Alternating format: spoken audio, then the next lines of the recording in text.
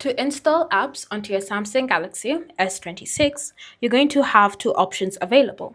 You'll have the Galaxy Store, which, if you have your Galaxy account added to your phone, you should be able to access and install apps from here. Or you can also choose the Google Play Store. Now, installing the apps on both platforms is fairly simple and straightforward. You just need to find the app. You can choose to search for it, or you can navigate through the app's menus and simply select that specific app. Once you found the app, you're going to then tap on the option Install. Again, it's the same across Galaxy Store and Google Play Store, and simply wait for the app to be downloaded onto your device.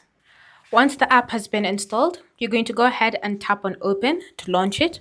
And then you'll just need to go through a small process of setting up the app, and then you'll be able to use it on your Galaxy S26.